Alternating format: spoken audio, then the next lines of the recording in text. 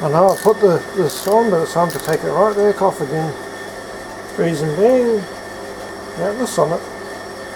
No, that's where the first hole will go, so I'll be right back.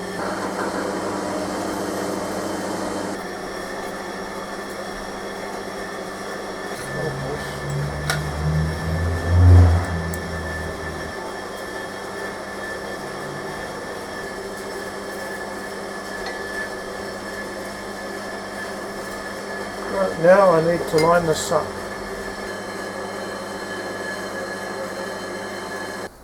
Right, I made a little divot in it with the 6mm drill bit because that will centre itself through the hole there.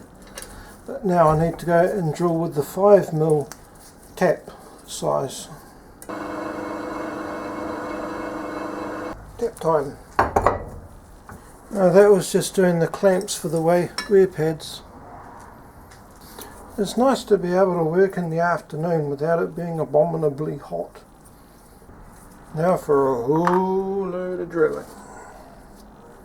Wish me luck.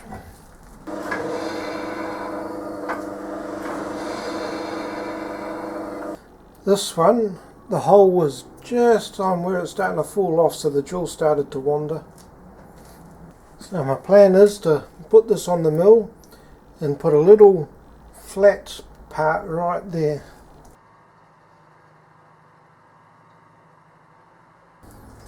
That took more setup time than it did to actually cut it. It's still going to be supported all around here, so I won't have to worry about a sag there or anything. Now for a whole load of tapping. I did most of these ones as blind holes, because it won't matter that much. Tap out the gunk from the blind holes. Bohranandur Club of Gore, this time black earth. Bearing in mind that tapping creates burrs on top of them.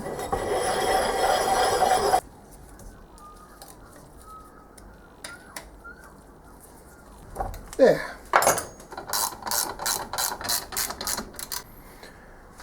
Alright, before I can start scraping this in, I need to put that 45-degree slot in the corner so that the metal will sit nicely. Be right back.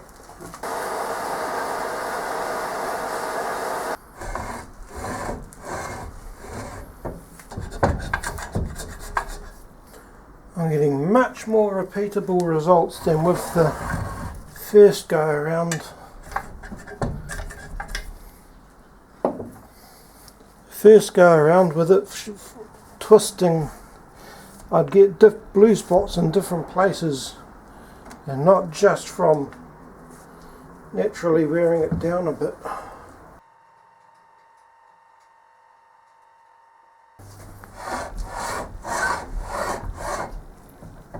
That's a lot better. I don't know if it's from all the handling, but there's a very slight ridge going down here.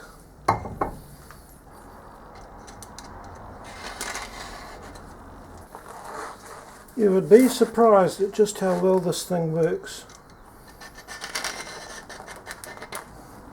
I have a deep suspicion that putting the rest of the bolts in the side of this thing introduced a very slight misalignment.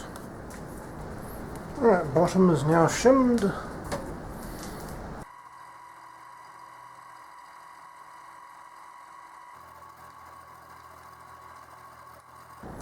Alright, once again it is flat.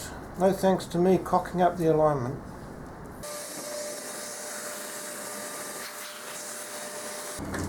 Thank you to the viewer who told me about that trick. It's a good one.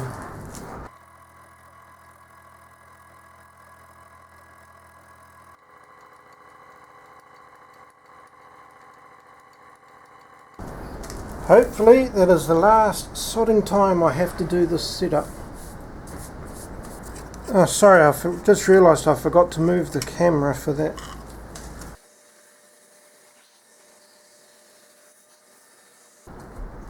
No rocking at all.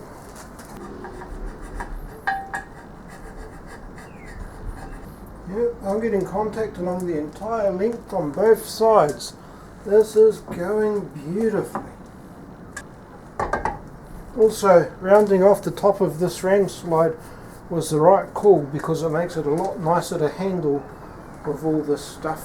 This has been a lesson in rigidity.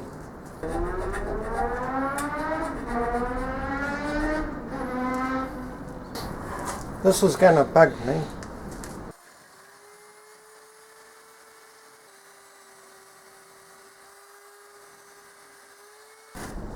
Cosmetic, but it was bugging me.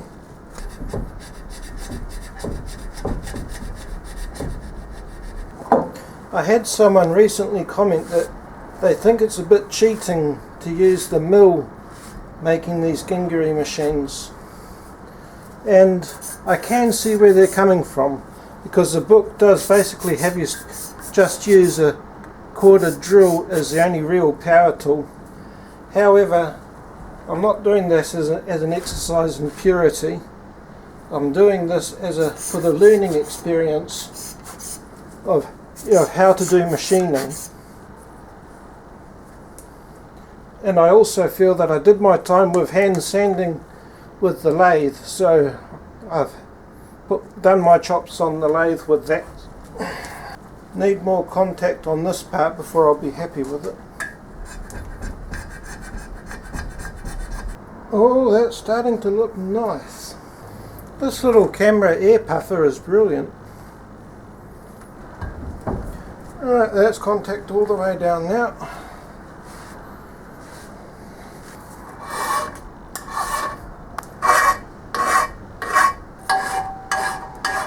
Little bit of a burr.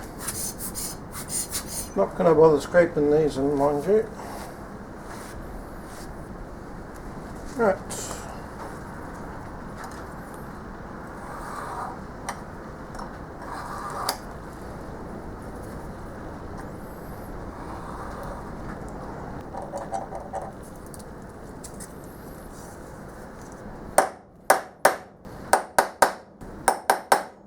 Right, time for some drill press.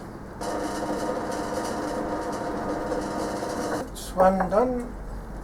That's the other one done. These F-clamps have been absolutely brilliant.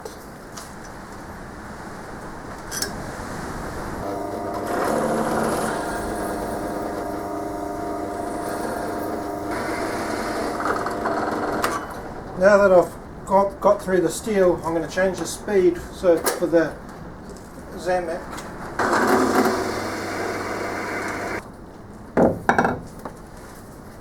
Alright, tapping time. These are blind holes, so I can't use cutting fluid.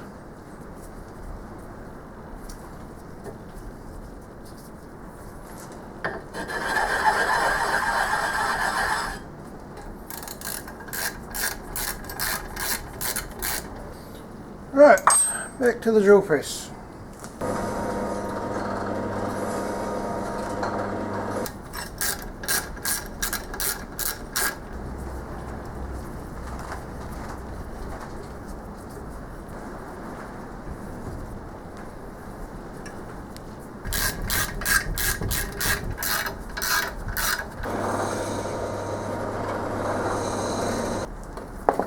Really annoyingly, in some places it's gone through the sides.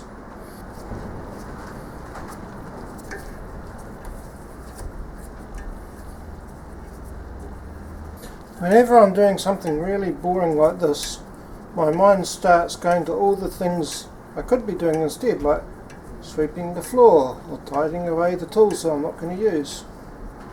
I have to remind myself, no, I need to finish this.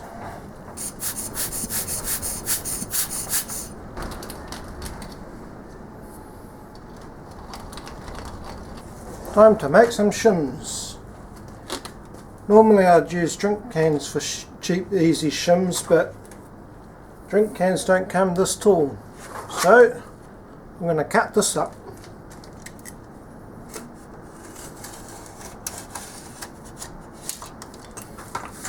If I can find the 5mm punch, I might be able to use this. I wonder. And again, Guess who forgot about these?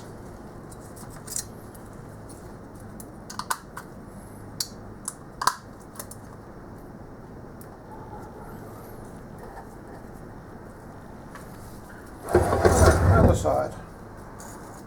I won't bother putting the two middle bolts in until I've completely got the shims dialed in.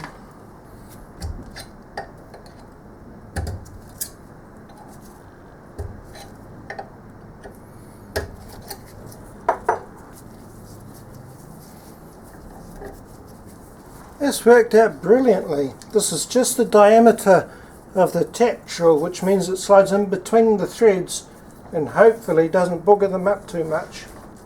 I could do with a 7mm hole punch though.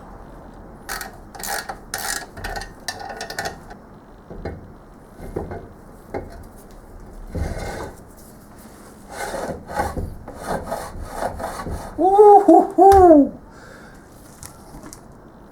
It's alive! It's alive! Alright, put all the shim stuff away and try and remember where the heck I put that jib strip. Found it.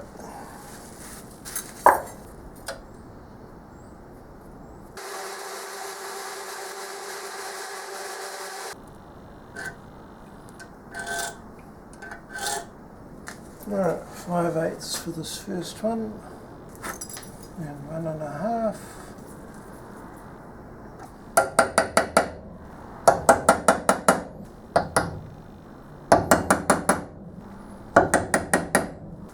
Right, according to the book, I need to drill these out with the jib strip installed, so that when the tap drill goes through, it'll make an indentation. Yep, that dimpled it.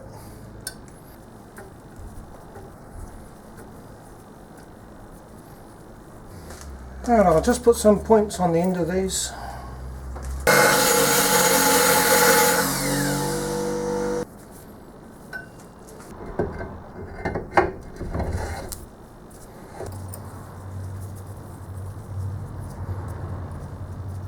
There we go. Now for the rest. Yeah, that's all dimpled.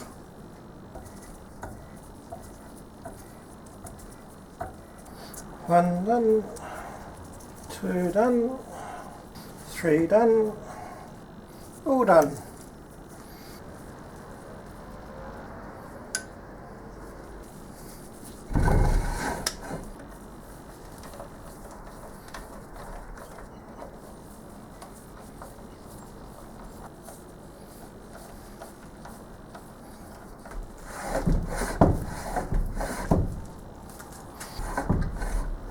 That is nice.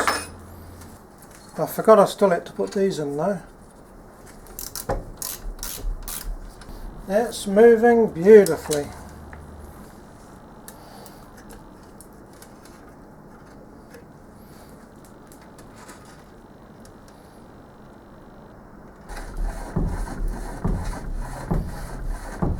Oh, it's moving even better now. No play. All good.